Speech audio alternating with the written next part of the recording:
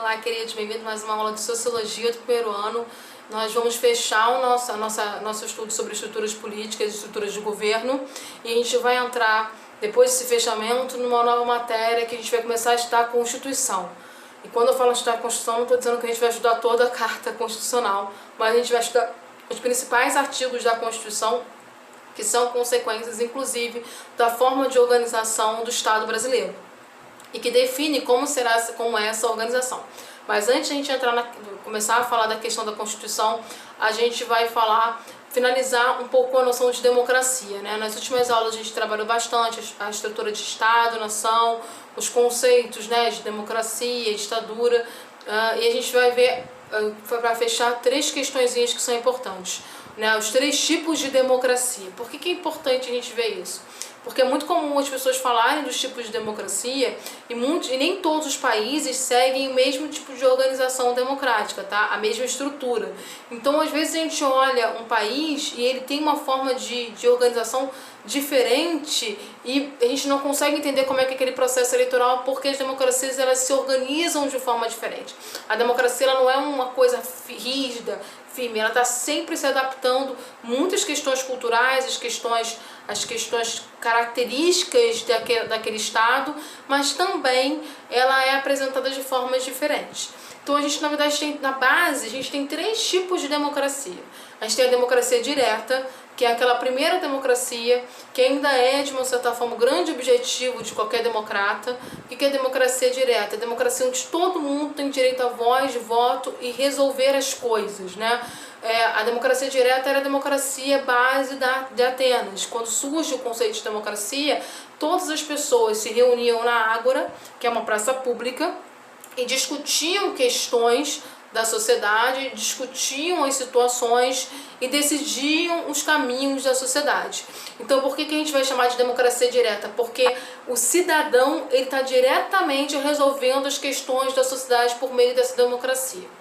A democracia direta, ela, por mais que seja um grande objetivo das pessoas, ela é muito difícil de se alcançar porque a gente tem, normalmente, nações muito grandes, estados muito grandes, então é muito difícil o cidadão ter esse poder direto.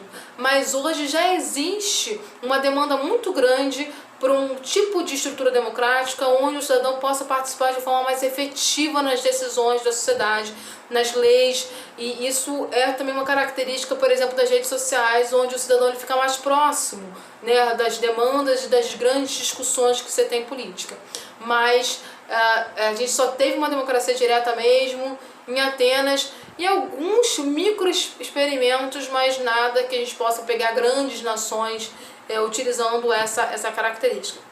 A outra democracia, que é a democracia que a gente mais vê mesmo, é a democracia representativa. O que é democracia representativa?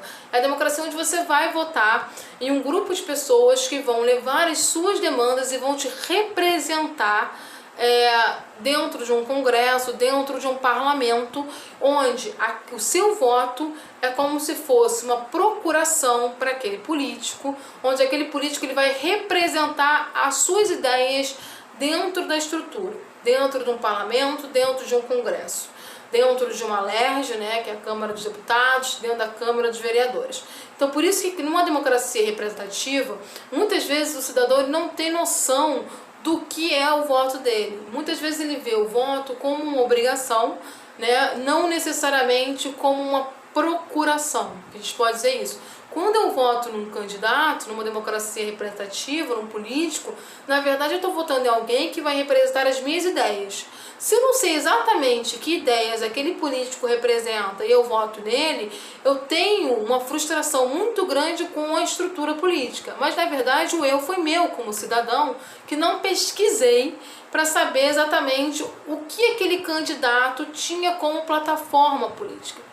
O que acontece muito na democracia representativa? A gente acaba votando na figura, mas não nas ideias. A gente acaba votando muito no que a pessoa representa, nos modelos que a pessoa representa, mas a gente não vota nas ideias que ela defende. A gente nem lê muito plano de governo, que é importante, a gente não lê plataforma, e quando são candidaturas menores, né, como deputados estaduais e vereadores, a gente a gente tem menos atenção ainda. Então você acaba votando num vereador que não tem como pauta uma preocupação que é a sua preocupação, que é a saúde. E você fala, ué, mas por que ninguém está votando em algo que me interessa? Porque no momento que eu, como cidadão, fui passar a minha procuração, eu simplesmente não pesquisei sobre qual era aquela plataforma. A democracia representativa é a mais forte no Ocidente, isso é um fato, tá, gente? Ela não é uma democracia que a gente veja de forma isolada, muito pelo contrário, ela é a democracia que tem mais força no Ocidente.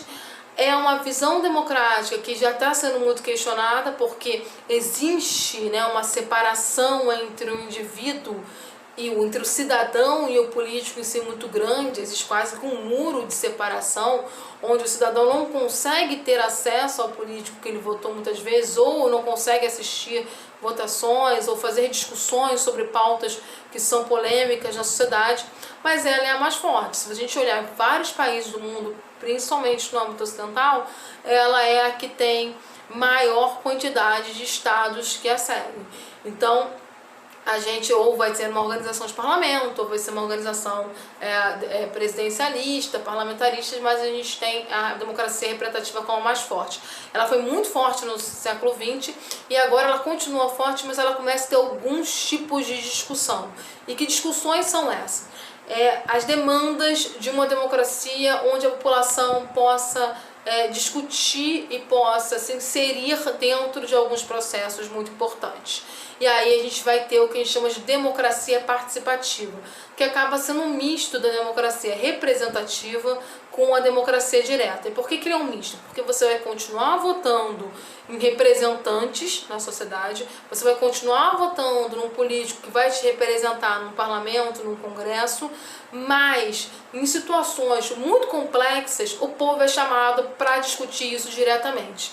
Então, por exemplo, numa democracia participativa você tem plebiscitos. O que são plebiscitos? Plebiscitos são questões muito importantes que podem alterar fortemente o rumo da sociedade, e aí o governo ele chama o plebiscito, que é onde a população vai decidir diretamente através do voto. Ela não vai votar no parlamentar, vai votar no congresso sobre aquilo, ela vai diretamente votar se ela acata, se ela é a favor ou não dessa mudança. A gente teve, por exemplo, no Brasil um plebiscito muito importante que foi nos anos 90, que foi o plebiscito da Petrobras, né? Que houve uma discussão entre privatizar ou não a Petrobras e houve um plebiscito enorme sobre isso. A gente tem vários países do mundo, quando tem situações muito complexas, elas recorrem ao plebiscito. A gente tem a Inglaterra, que utiliza bastante, né? O Reino Unido, que utiliza bastante plebiscito. Você tem outros países, a França, que utiliza plebiscito. A Venezuela utiliza plebiscito. Então, assim, é muito comum em alguns países o plebiscito quando as demandas são muito grandes. E por quê? Porque já existe uma perspectiva hoje sobre a democracia da importância direta da participação do cidadão. Hoje, com as redes sociais, a gente percebe a cobrança do cidadão é quase que em tempo real ao político, né, ao governo. Antes você tinha um delay, você tinha um tempo entre esse pedido, né, entre esse processo de entendimento do que estava acontecendo no parlamento e a discussão. Muitas vezes a população nem sabia o que estava acontecendo. Hoje não. Uma canetada de um ministro, ela imediatamente vai para uma rede social e a população vai discutir aquilo. Muitas vezes você vai ter presidentes e governadores e prefeitos voltando atrás em alguma decisão, porque a sociedade civil se organiza contra aquilo de tal forma, é tão questionável aquela decisão, que ele é obrigado a voltar atrás. E isso já é uma característica da democracia participativa. Algumas pessoas vão dizer assim, ah não, mas isso é uma bagunça. Não, não é uma bagunça, isso é importante, porque significa que a população tá mais inserida no processo democrático. O que vai dizer que tipo de organização do Estado vai ser seguida é o que eu falei no início lá, a Constituição. A nossa Constituição brasileira de 1988, a nossa última Constituição, ela vai deixar bem claro como deve ser a organização do Estado brasileiro, que é um Estado democrático, tá? E quando a gente começar a observar essas características da Constituição, a gente vai ver tudo que a gente estudou antes. a questão dos direitos individuais, a questão dos direitos básicos.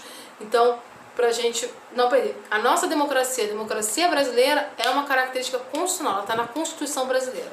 Não existe nenhuma prerrogativa dentro da Constituição que acabe com a democracia, tá?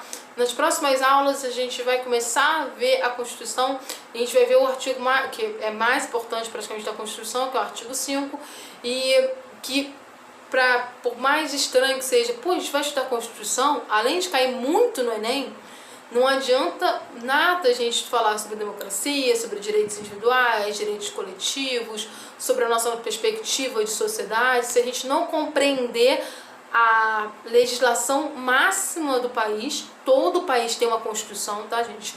É a legislação máxima daquele país, e todas as formas de organização estão ligadas a como é escrita a Constituição. Então muita gente não conhece a própria Constituição, e é importante conhecer.